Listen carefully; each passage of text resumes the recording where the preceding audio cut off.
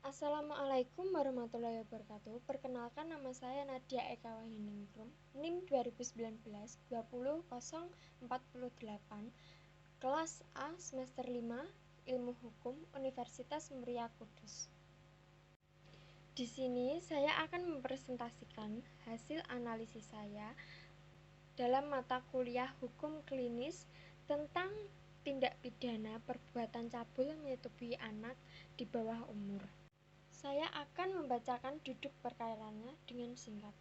Andi, 13 tahun, adalah seorang siswa yang baru duduk di bangku kelas 1, sebuah SMP swasta di Kudus. Andi dilaporkan oleh orang tua Bunga, seorang anak berusia 8 tahun yang masih duduk di bangku sekolah dasar atas dugaan tindak pidana perbuatan cabul menyetubuhi anak di bawah umur sebagaimana diatur dalam pasal 81 ayat 2 Undang-Undang Perlindungan Anak. Berdasarkan pengakuan Bunga, Andi telah menyetubuhi dirinya sebanyak 8 kali. Persetubuhan terjadi 3 kali di rumah korban, 2 kali di rumah pelaku, serta 3 kali di kebun saat korban dan teman-teman pelaku bermain petak umpet. Untuk memperkuat laporannya, orang tua Bunga membawa anaknya untuk melakukan visum terhadap diri korban.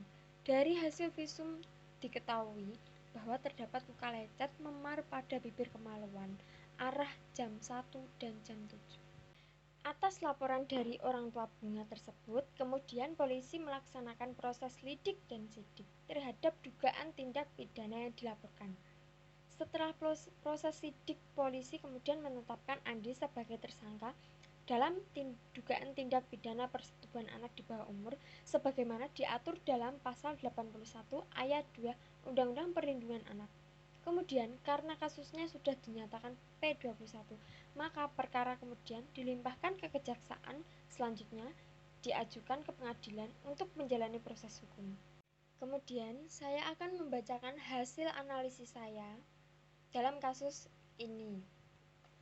Di dalam KUHP, menurut pasal 287 KUHP, sebenarnya telah diatur ketentuan mengenai saksi pidana terhadap pelaku tindak pidana persetubuhan yang dilakukan seorang anak di bawah umur terhadap anak perempuan di bawah umur. Dalam pasal itu menyebutkan barang siapa bersetubuh dengan seorang wanita di luar perkawinan padahal diketahuinya atau sepatutnya harus diduganya bahwa umurnya belum 15 tahun atau umurnya tidak jelas bahwa belum waktunya untuk dikawin, diancam dengan pidana paling lama 9 tahun. Sedangkan dalam Undang-Undang Nomor 23 Tahun 2002 tentang Perlindungan Anak disebutkan dalam bab 1 ketentuan umum pasal 1 angka 1 ialah anak adalah seseorang yang belum berusia 18 tahun, termasuk anak yang masih dalam kandungan. Dalam pasal 81 Undang-Undang Nomor 23 Tahun 2000 tentang Perlindungan Anak yang dirumuskan sebagai berikut.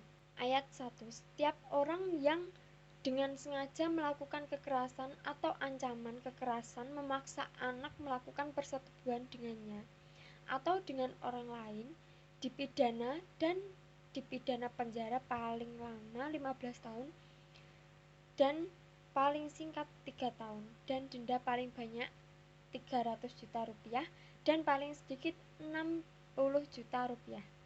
Ayat 2. Ketentuan pidana sebagaimana dimaksud dalam ayat 1 berlaku pula bagi seorang yang dengan sengaja melakukan tipu muslihat, serangkaian kebohongan, atau membujuk anak melakukan persetubuhan dengannya atau orang lain. Jadi, dalam kasus ini, kita bisa mengacu pada pasal 1 butir 2 Undang-Undang Nomor 23 Tahun 2002 tentang Perlindungan Anak.